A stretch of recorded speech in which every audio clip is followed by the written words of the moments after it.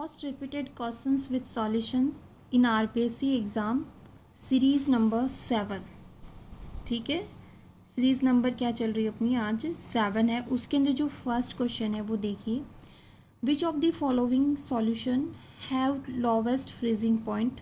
तो ये 4 टाइप के आपके पास सॉल्यूशन दिए हुए, इनके अंदर क्या पूछा है, लोवेस्ट फ्रीजिंग पॉइंट पूछा है।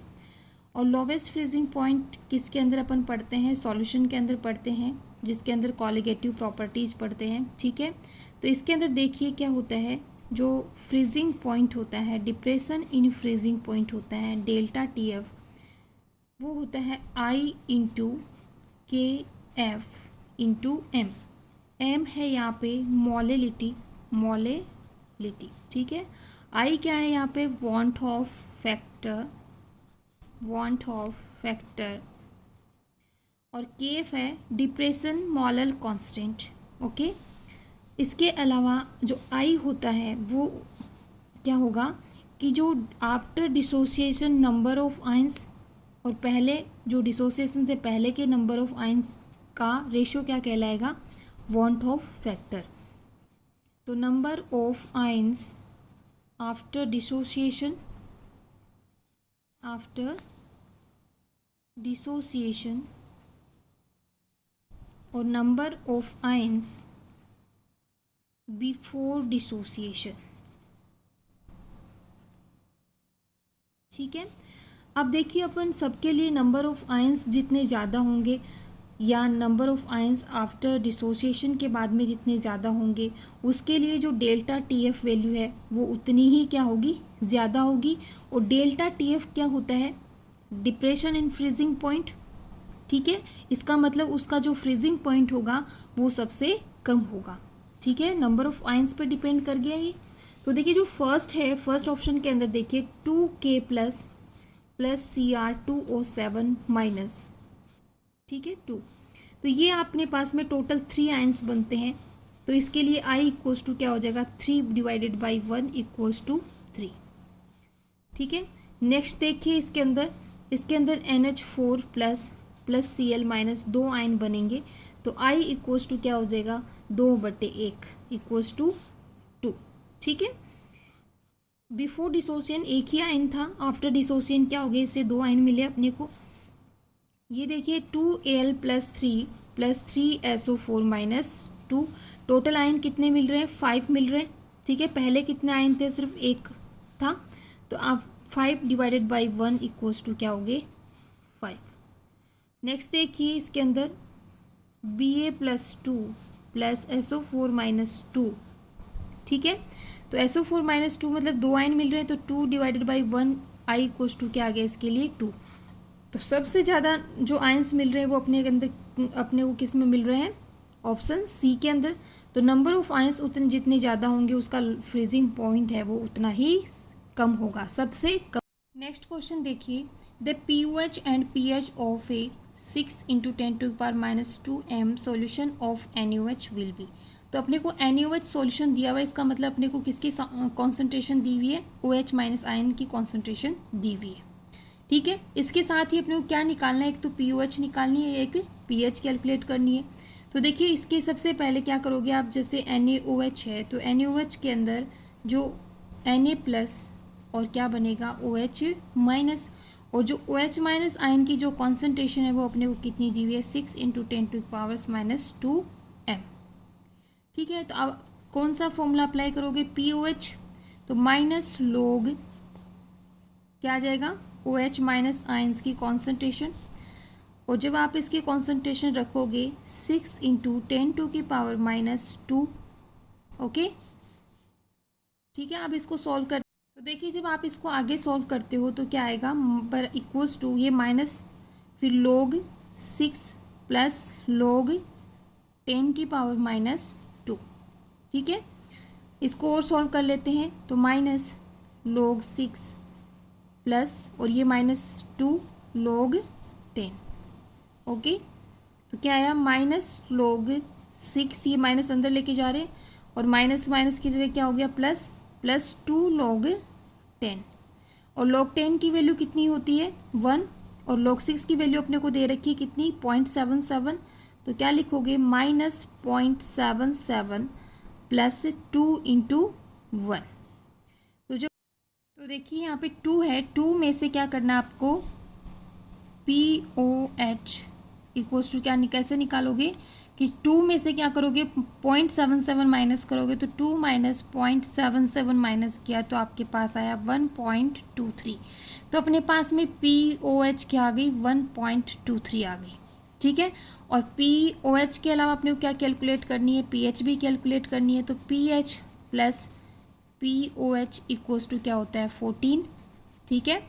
और POH की वैल्यू क्या है 1.23, तो PH इक्वल्स टू क्या आ जाएगा 14 माइनस 1.23 इक्वल्स टू क्या आ जाएगा 12.77, ठीक है। तो PH की वैल्यू तो 12.77 आ गई और POH की वैल्यू क्या आ गई 1.23। तो 1.23 POH है और PH कितनी आई है 12.77। तो रेस्पेक्टिवली अपने को दिया हुआ है, तो पहले POH है तो पहले POH देखनी है और बाद में PH है तो बाद में PS देखनी है, ठीक है। उल्टा मत देख लेना आप, डी आंसर मत करके आ जाना, डी गलत है, option C is right. Okay, next question देखिए, which of the following solution in water process the lowest vapour pressure. तो सबसे पहले आपको क्या पूछा है इसने, लोवेस्ट वेपर प्रेशर पूछा है, इन 4 ऑप्शन में दिए हुए आपको। तो देखिए सबसे पहले आपको क्या आना चाहिए कि जो relative lowering in vapour pressure होता है उसका फॉर्मूला आपको पता होना चाहिए। तो P0 minus PS upon P0 equals to होता है I into mole fraction of solute, या अक्स भी लिख सकते हो आप, ठीक है। और I क्या अपना वॉन्ट ऑफ फैक्टर है और I जो है वो डिपेंड करेगा आयंस पे आफ्टर डिसोसिएशन, ठीक है। जो भी इलेक्ट्रोलाइट है आपने उसको डिसोसिएट किया, उसके बाद में जो नंबर ऑफ आयंस है उसके ऊपर कौन डिपेंड करेगा, वॉन्ट ऑफ फैक्टर, ठीक है। तो नंबर ऑफ आयंस जितने ज़्यादा होंगे, नंबर ऑफ आयंस इंक्रीज होंगे, इसका मतलब क्या है आई इंक्रीज होगा, ठीक है। और आई प्रोपोर्शनल किसके है, relative lowering in vapour pressure. इसका मतलब जो relative lowering in vapour pressure है वो उतना ही ज़्यादा होगा। इसका मतलब क्या है कि वो लोवेस्ट होगा, सबसे कम होगा उसका वेपर प्रेशर। ओके, ये आपको समझ में आ गया, तो इसको देखते हैं। अब देखिए इसके अंदर सबके अंदर क्या है, जो मोलैलिटी दी हुई है वो सबके अंदर सेम दे रखी है 0.1 0.1 0.1। अब अपने को क्या देखना है कि जो आई है वो क्या है, उस पर डिपेंड करेंगे।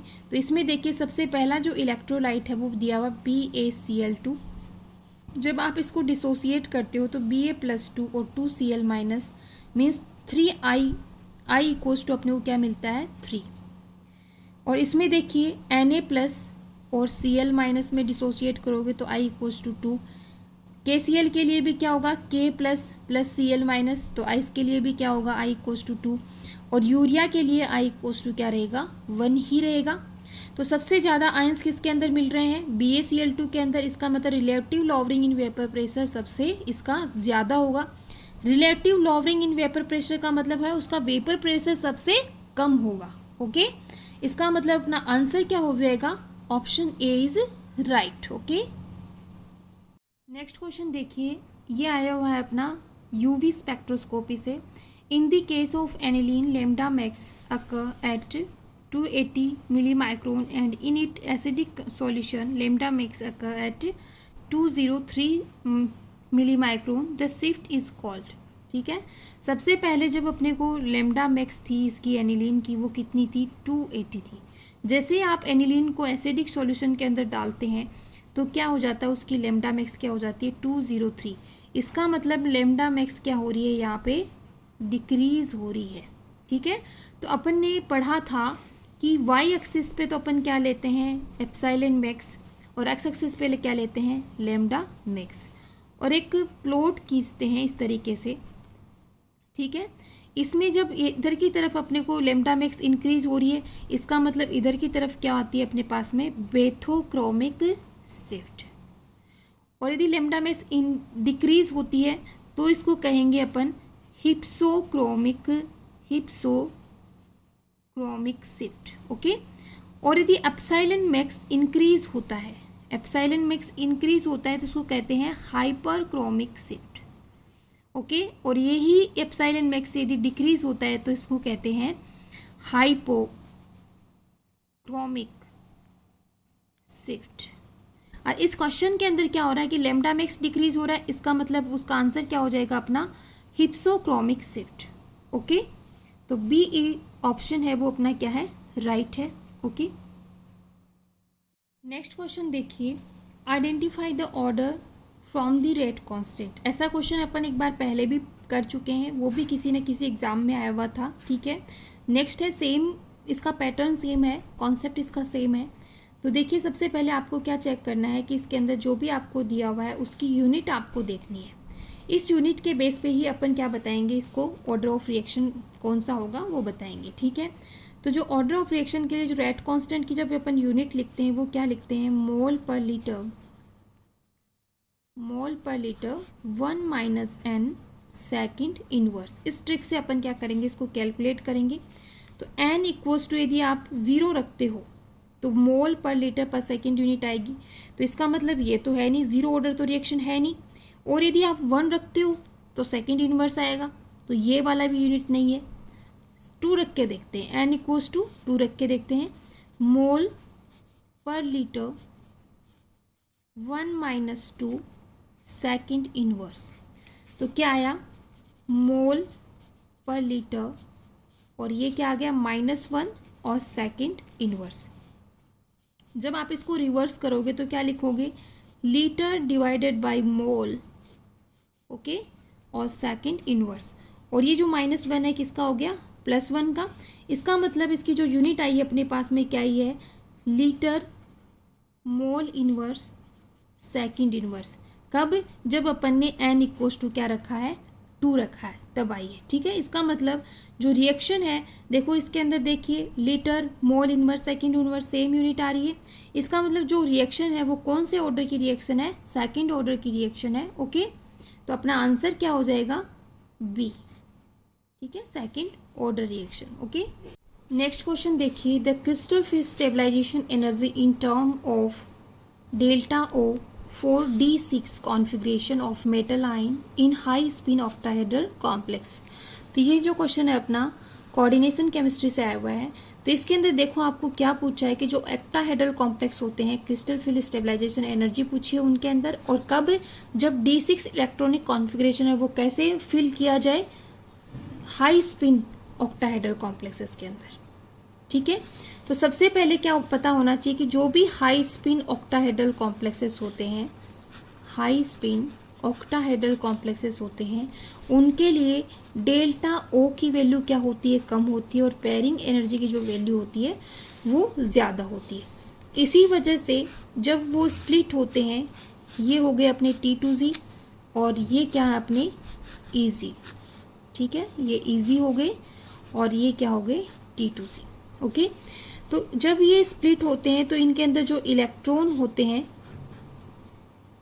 वो कैसे फिल होंगे, वो क्या होंगे, सबसे पहले सबके अंदर क्या होंगे, एक एक जाएंगे। क्यों, क्योंकि ये जो बीच का एनर्जी गैप है डेल्टा ओ, ये क्या है, सबसे कम है, इनमें पेयरिंग एनर्जी से भी कम है, इसलिए पहले इनमें एक एक इलेक्ट्रॉन फिल किया जाएगा, उसके बाद में इसमें। तो देखिए 6 इलेक्ट्रॉन अपने को फिल करने हैं, तो 1 2 3 4 5 6 मीन्स अपने पास में क्या है, T2Z के पास में 4 इलेक्ट्रॉन आए और EZ के पास में कितने इलेक्ट्रॉन आए, 2 इलेक्ट्रॉन। जब अपन हाई स्पिन ऑक्टाहेड्रल कॉम्प्लेक्स के अंदर इलेक्ट्रॉन फिल करते हैं तब। ओके, अब इसके लिए आपको CFSE कैलकुलेट करनी है, क्रिस्टल फील्ड स्टेबलाइजेशन एनर्जी। उसका फॉर्मूला क्या होता है, -0.4 NT2Z प्लस 0.6 NEZ, और किसकी फॉर्म में निकालनी है, डेल्टा ओ।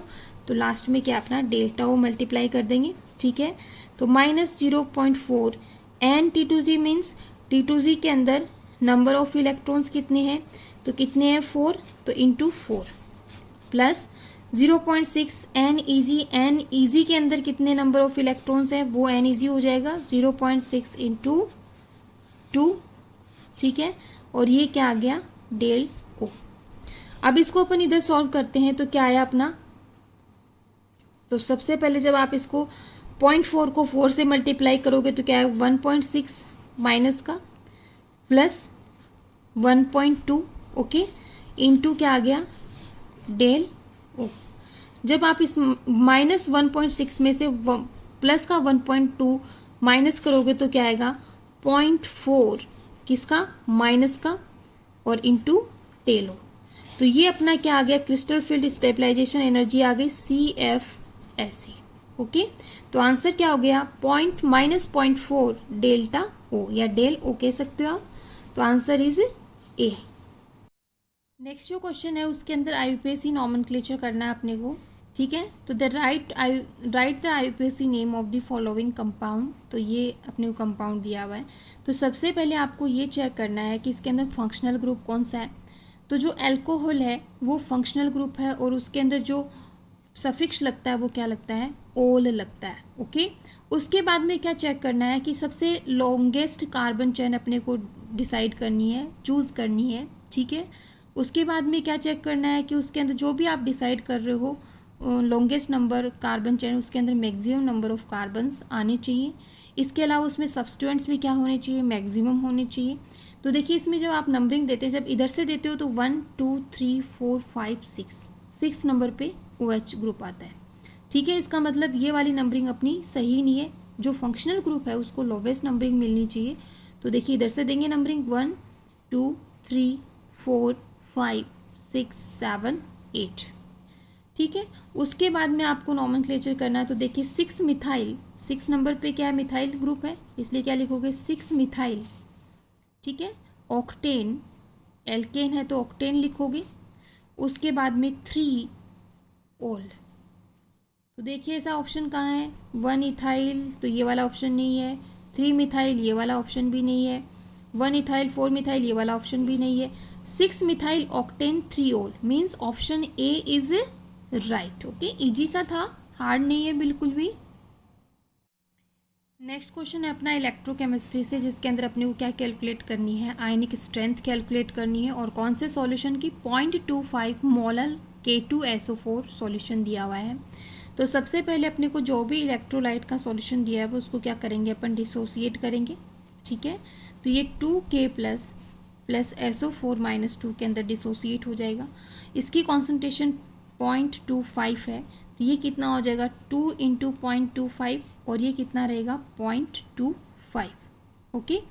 उसके बाद में क्या करना है अपने को इसको आयनिक स्ट्रेंथ का फॉर्मूला लगाना है। वो क्या होता है 1/2 MiZi का स्क्वायर, ठीक है। तो 1/2 जो फर्स्ट आयन है उसके लिए देखिए Mi कितना है 2 × 0.25 इंटू Z मतलब इसके ऊपर चार्ज कितना है पोटेशियम पे तो 1 है तो 1 का स्क्वायर प्लस सेकंड जो आयन है उसके लिए लिखेंगे 0.25 ओके और चार्ज कितना है 2 है तो 2 का स्क्वायर और ये कॉस्टक ओके। तो 1/2 कितना हो गया 0.5। जब आप 0.25 को 2 से मल्टीप्लाई करोगे तो 0.5 आएगा और इन सबको 0.5 को 1 से मल्टीप्लाई करोगे तो 0.5 ही रहेगा प्लस 0.25 को 4 से मल्टीप्लाई करोगे तो क्या आएगा 1 आएगा। 4 क्यों ये रहा 2 का स्क्वायर 4 हो गया ओके। तो कितना आया 1.0।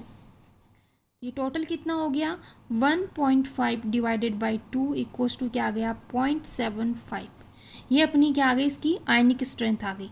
तो आंसर देखिए इसके अंदर 0.75 C इज आंसर ओके।